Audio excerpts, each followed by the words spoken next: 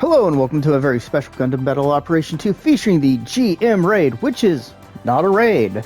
It's a general mobile suit in the game.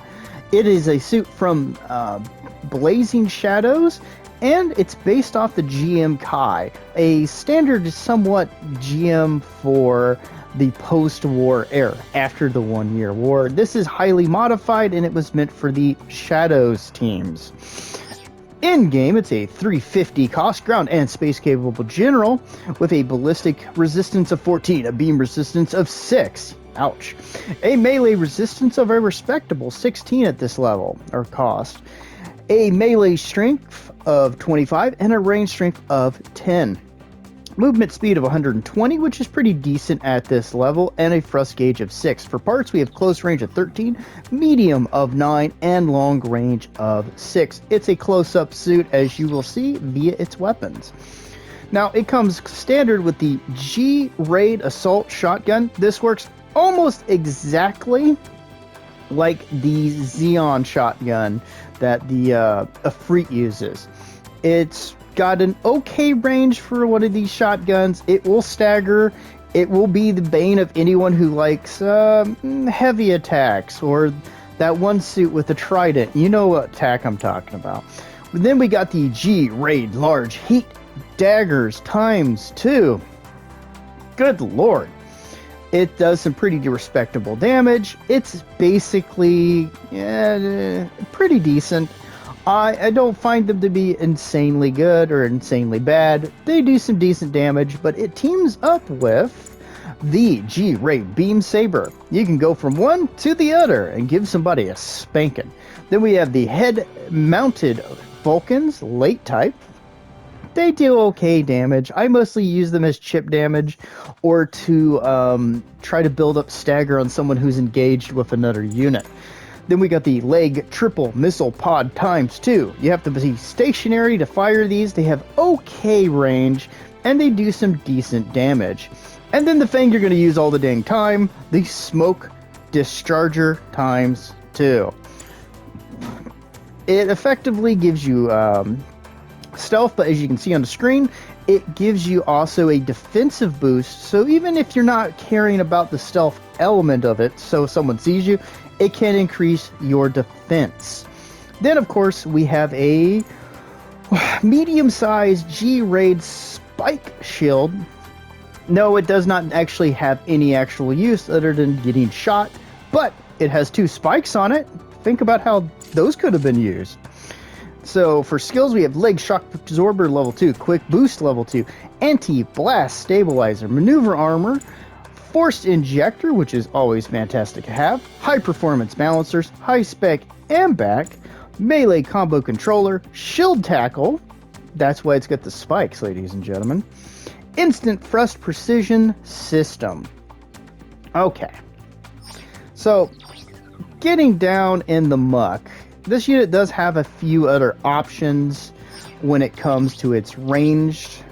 You can take the bullpup machine gun if you really want, but this suit is a very aggressive, stealth capable suit, and I'd say it's almost a counter to stealth raids. It can stop them dead in their tracks with the shotgun. It can do some pretty decent damage, and it can sneak up on them. Otherwise, it plays very similar to raids in that you want to be fairly aggressive, even though I played it in a somewhat more flexible manner. If there's anything I'd say that could be improved on this suit,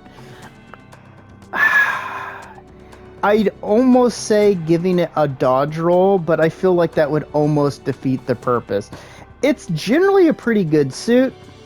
The only thing I would probably do is I'd bump up the shotgun range, as I'll show you right here, from 125 to 150. I feel that that's about the sweet zone. I wouldn't want it to be any further than that. But beyond that, it's a fantastic general if you happen to get a hold of it. So let's see how it does in the match to come.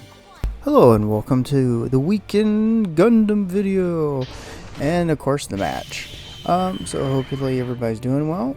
This is a unit that I kind of like, but it feels like the Federation's camphor, honestly, which it's not a bad thing. I do kind of enjoy it for that matter, but yeah, it's resort. I don't get good matches in resort, so I guess we're gonna have to resort to some dirty tactics. But anyways, we're gonna pop our smoke and get a little bit of stealth, and we're gonna go around to the right side of A.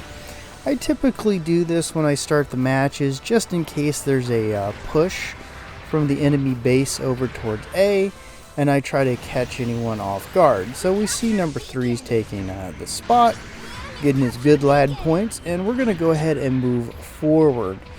We're going to be kind of trying to start out with the shotgun, and of course we see that one and a couple other guys are getting it mixed up, so we're going to drop our smoke again, or we're going to refresh it. And we're going to move around looking for an opening to get in on. We see the a free raid. We're going to help juggle him a bit. And we're not going to be able to finish him quite off, but he's in a bad way. Oh, and we see the trident guy. We're going to catch him with a shotgun, but we're not going to quite get that hit in there. So we're going to push ahead, because I didn't want him to do a follow-up on me. And we're going to do a little bit of, well, ring around the rosy. Ring around the building district. Always fun. We're going to try to use our smoke to continue getting around. We see that 5 is mixing it up over here. And we see Trident Man backing off. So we're going to hang around, pop a bit of a shot into that raid, get a hit from the side, and get hit by the Trident bullshit reach. They should rein that in just a tiny bit, honestly. So we see that going on. We see the raid. We just decide to take him out. We're going to let our shotgun do the talking, catch him, get him with the double heat daggers. Fumble our stuff a little bit and get one hit in with the saber. Drop the smoke again, at the very least for the defense boost. And we see a guy coming up from our left. We're going to catch with the shotgun. We're more just messing with a freight, not trying to be dicks, just be like, oh, I know you're there. It's hard to be a stealth guy with stealth guys clowning on you. That's all I'm saying. He's doing his job, though, so he's trying to catch me. We're going to let one of our guys come in and push him off just a tad. Catch him with the shotgun again, but we're not going to be able to get around the building because we got caught up on it. So we're going to use a little bit of Vulcan spam. And he's just going to go, nope, I don't want to be part of this, and leave. So we're going to deploy those missiles on the leg, get some decent damage, follow up with the shotgun, and catch him with the heat daggers. Oh, and that reach is absolutely insane, but that opens up number 5 to finish him off. And we're in okay-ish shape. We're not doing great. So we see some nonsense occurring over here. We're going to catch him with the shotgun, heat dagger him a little bit, and then deploy the missiles. Catch this guy with that, knock him down real quick, switch over to the beam saber, get another hit in, catch this guy, and finish him off. Ooh, and get a high five for our efforts and death. So we're going to spawn in at C. We're going to flip over to our smoke dispensers for a second, and then back to the shotgun. And we're going to try to push up in support of our guy, but then change your mind and use the smoke eventually. We're going to pop it there. We see that there's some fun occurring here. We're going to catch him in the legs, go for the knockdown, get him there, see some friendship over the way, and then use our forced injector to get out of the line of fire. We're going to continue falling back and trying to act as a bit of a backup for our stealth guy here. We're going to throw some missiles down the way, only really catch anybody with one, and we're going to push over here, catch this guy with the shotgun, but get caught ourselves with the explosion, and we're going to get pursued by the GM2, I believe. We're going to catch him with the shotgun, clash with him for a second, and back off. We're going to continue backing off. He's really determined to go after us with the melee. And we're going to just knock him down with the heat daggers and leave. I don't really like to be trollish to people. So, you know, I'm trying to... Oh, there's the Ifrit. I'm just trying to give him a fair sense of a fight. He knows there's some stealth elements, but he's being very, very forceful in this. We're going to catch him with that, take him down fairly low, and then just finish him off. We see someone pushing up over here. Oh, it's the Aggen? I never remember that thing's name.